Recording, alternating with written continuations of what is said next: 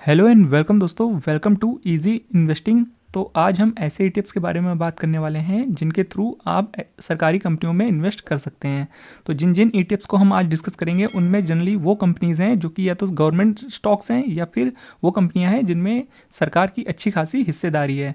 तो अगर आप सरकारी कंपनियों में इन्वेस्ट करना चाहते हैं ईटीएफ के थ्रू तो ये वीडियो आपके लिए काफ़ी इंपॉर्टेंट होने वाला है, क्योंकि देखिए आपको भी पता है पिछले एक साल में सरकारी कंपनियों ने बहुत ही अच्छे रिटर्न निकाल कर दिए हैं अपने निवेशकों को। तो अगर आपने ये रैली मिस कर दी है तो आप ईटीएफ के थ्रू निवेश कर सकते हैं सरकारी कंपनियों में। तो अगर आप उन ईटीएफ्स को जानना चाहते हैं तो वीडियो के अंत तक जरूर बने रहिएगा। तो चलिए वीडियो को शुरू करते हैं विदाउट वेस्टिंग एनी टाइम। तो चलिए शुरू करते हैं पहले ईटीएफ से। तो देखिए पहला ईटीएफ निकल के आ रहा है बैंकिंग सेक्टर का, जो कि निपॉन इंडिया का पीएसयू बैंक 20 ईटीएफ है। तो देखिए इस ईटीएफ का प्राइस आज की डेट में 78 रुपीज़ चल रहा है और इनमें जो जो स्टॉक्स हैं वो सब पीएसयू स्टॉक्स हैं, यानी पीएसयू बैंक वाले स्टॉक्स हैं। और इसका रिटर्न देखेंगे ना एक साल का तो बहुत ही लाजवाब रिटर्न है। देखिए 86% का रिटर्न देखने को मिल रहा है इस ईटीएफ में। तो समझ सकते हैं कितने शानदार रिटर्न देखने को मिल रहे हैं, बिल्कुल स्टॉक जैसा रिटर्न देखने को मिला है। जनरली इतना रिटर्न हमें लार्ज कैप के स्टॉक्स में भी देखने को नहीं मिलता है। तो 86% बहुत बड़ा रिटर्न होता है। तो देख सकते हैं बहुत ही शानदार रिटर्न बना के दिया है। और इस ईटीएफ में जो भी कंपनियां हैं सब आपको पहले से पता है, ऐसा कोई छोटी मोटी कंपनियां नहीं है, सब बड़ी बड़ी कंपनियां हैं जो कि हम अभी आपको दिखाएंगे। पहले इसका हम कुछ और डिटेल्स देख लेते हैं। लाइक सबसे पहले वॉल्यूम देख लेते हैं। देखिए 12,88,000 से ज़्यादा का वॉल्यूम आता हुआ देखने को मिला है आज के दिन। तो अच्छा खासा वॉल्यूम है और साथ ही ट्रेडेड वैल्यू देख सकते हैं तो 10 करोड़ के ऊपर की है। तो बहुत ही अच्छा वॉल्यूम है, लिक्विडिटी का कोई इशू होने वाला नहीं है। और इस ईटीएफ की चलिए अब होल्डिंग्स देख लेते हैं एक बार। तो यहाँ पर देख पा रहे होंगे इस ईटीएफ में जो जो स्टॉक्स आपको देखने को मिल जाते हैं वो आप यहाँ पढ़ सकते हैं। देखिए एसबीआई का सबसे बड़ा वेटेज है, लगभग 30% के आसपास, 29% का वेटेज है। फिर बैंक ऑफ बड़ौदा का 17% का वेटेज है। और फिर पंजाब नेशनल बैंक, फिर केनरा बैंक, ऐसे ही आप सारी कंपनियों का वेटेज यहाँ पर देख सकते हैं सामने। और ये वेटेज समय के साथ साथ चेंज होता रहता है, तो इसमें आपको कोई भी प्रॉब्लम की बात नहीं है। जो भी कंपनी के साथ अगर कोई बैड न्यूज़ आ जाती है या वो स्टॉक्स गिरने लगता है तो उनका वेटेज कम हो जाता है। और जो स्टॉक्स की न्यूज़ अच्छी चल रही होती है, जो आने वाले टाइम का फ्यूचर अच्छा होता है स्टॉक्स का, तो उनका कहीं ना कहीं वेटेज यहाँ पर बढ़ा दिया जाता है। तो आपको कुछ भी नहीं करना है, आपको जस्ट अपना इन्वेस्टमेंट कंटिन्यू करते रहना है। आपको किसी भी प्रकार की प्रॉब्लम लेने की ज़रूरत नहीं है, सारा ये सब फंड मैनेजर का काम होता है। तो यही एक अच्छी बात होती है ईटीएफ के साथ। तो ये सारे स्टॉक्स आपको देखने को मिल जाते हैं जो कि सभी बहुत ही अच्छे बैंक हैं इंडिया के, और इनका अच्छा खासा वेटेज भी है यहाँ पर। और एसबीआई ने तो पिछले एक साल में, अब बीते शॉर्ट टर्म में भी बहुत अच्छा रिटर्न निकाल के दिया है अपने निवेशकों को। तो ये था सारा कुछ इस ईटीएफ के बारे में। तो चलिए अब नज़र डाल लेते हैं अपने दूसरे ईटीएफ के बारे में। तो दूसरा ईटीएफ भी हम देख लेते हैं। तो देखिए जो दूसरा ईटीएफ निकल के आता है वो है सीपीएससी ईटीएफ।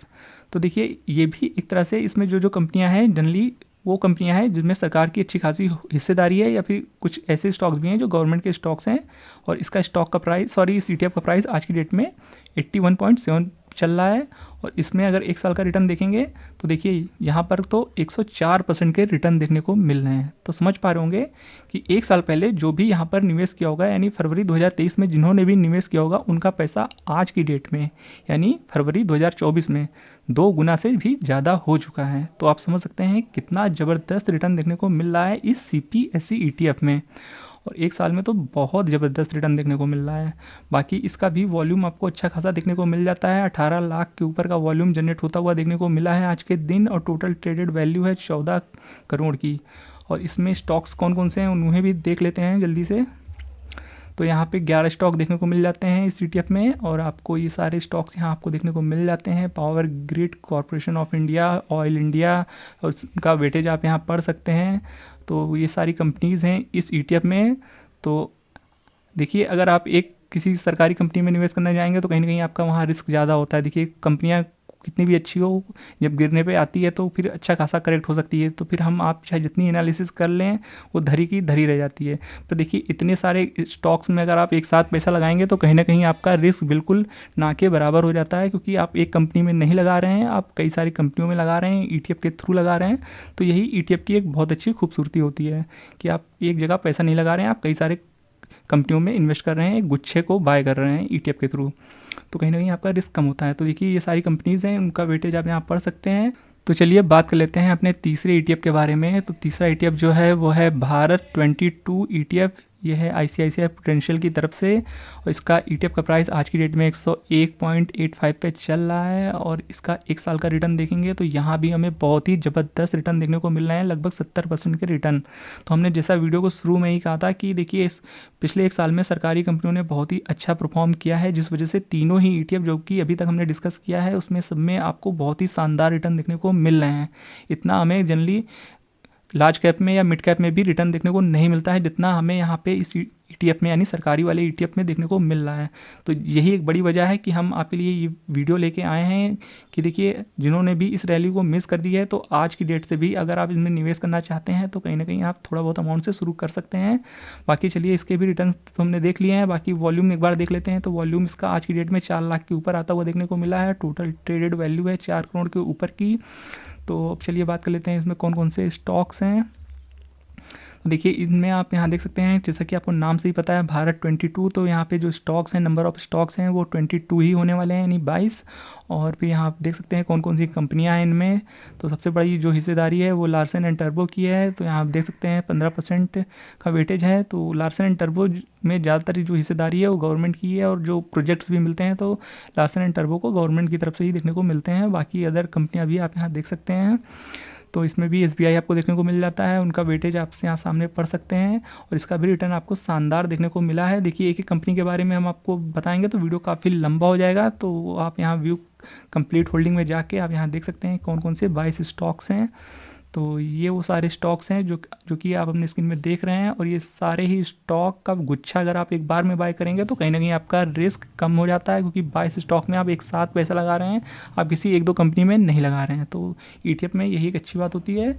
तो बाकी ये 3 ETF थे जिनके थ्रू आप सरकारी कंपनियों में इन्वेस्ट कर सकते हैं। तो पिछले 1 साल में सरकारी कंपनियों ने लाजवाब रिटर्न दिया है। तो जिन लोगों ने भी इस रैली को मिस कर दिया है, अगर आज से भी अगर इन ETFs को आप इन ETF में निवेश करना चाहते हैं तो देखिए एक चीज़ आपको ध्यान देना है कि आज की डेट में कहीं ना कहीं निफ्टी, तो आपको पता ही होगा कि आज की डेट में लाइफ हाई पे चल रहा है, जो कि हम आपको पहले दिखा देते हैं। देखिए निफ्टी आज के टाइम पे लाइफ हाई पे चल रहा है, ये आप अपने स्क्रीन पे देख सकते हैं। और 1 साल के चार्ट में देखेंगे तो ये लाइफ हाई पे है और आज एक नया हाई बनाया है निफ्टी 50 ने। देखिए आज की डेट में अगर आप किसी भी ETF में निवेश करना चाहते हैं, जनरली सारे ETF ही लाइफ हाई के आसपास चल रहे हैं। तो अगर आप इस रैली को मिस कर चुके हैं और साथ ही अगर अब इस रैली को मिस करने के बाद आपको कहीं ना कहीं पछतावा हो रहा है और कहीं ना कहीं आप इसमें निवेश करना स्टार्ट करना चाहते हैं, तो देखिए स्मॉल अमाउंट से शुरू कर सकते हैं। लाइक अगर आज की डेट में आप कुछ 20,000 के आसपास अगर इस ETF में निवेश करना चाहते हैं तो आप तकरीबन 5,000 से एंट्री ले सकते हैं। फिर जैसे जैसे अगर वो बढ़ भी जाता है तो भी आप बाय कर सकते हैं, और गिर जाता है तब तो आपको एवरेज करना ही होता है। तो ऐसे आप कहीं ना कहीं आप शुरुआत कर सकते हैं, क्योंकि देखिए ये ETF में लोग बहुत टाइम से गिरावट का वेट कर रहे हैं और गिरावट हो नहीं रही है, हो भी रही है तो बहुत ही हल्की गिरावट हो रही है, तो वहाँ पे एंट्री बनने का मौका मिल नहीं रहा है। तो ऐसे में क्या कर सकते हैं, फिर आपको थोड़ा बहुत रिस्क लेना पड़ेगा। तो आपको जो भी आपका पहला लॉट है, यानी जो भी आप 4 लॉट जैसे कि एक ETF में लेके चलते हैं मिनिमम, तो आप 1 लॉट अभी लगा सकते हैं करंट प्राइस पे, क्योंकि देखिए लगातार भागते ही हुआ जा रहा है। कोई भी ETF हो, जो हमने 3 ETF आप डिस्कस किया है, तो तीनों ETF देखिए बिल्कुल ग्राफ एकदम सीधा है, कहीं ज़्यादा मौका दिया नहीं है। हल्का से यहाँ मौका बना था पर वो इतनी गिरावट हुई नहीं थी।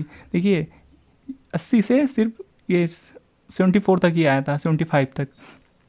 तो कहीं ना कहीं मौका ज़्यादा दे नहीं रहे हैं जो सरकारी कंपनियों वाले ETF हैं। तो कहीं ना कहीं आपको रिस्क लेकर ही इसमें एंट्री बनानी होगी, इस बात को आपको समझना होगा, क्योंकि अगर आप गिरावट का वेट करेंगे तो हो सकता है आपको फिर मौका मिले ना।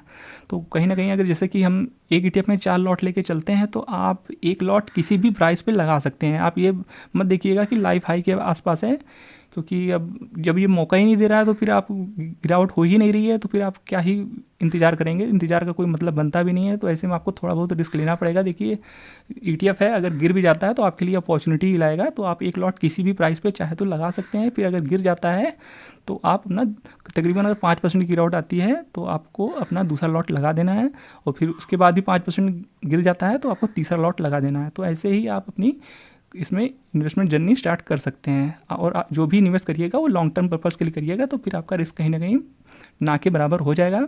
बाकी किसी भी ETF में निवेश करने से पहले एक बार अपने फाइनेंशियल एडवाइजर की हेल्प जरूर लीजिएगा।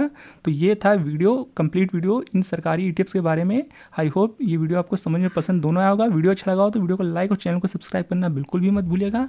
मिलते हैं नेक्स्ट वीडियो में, तब तक के लिए keep learning and be discipline.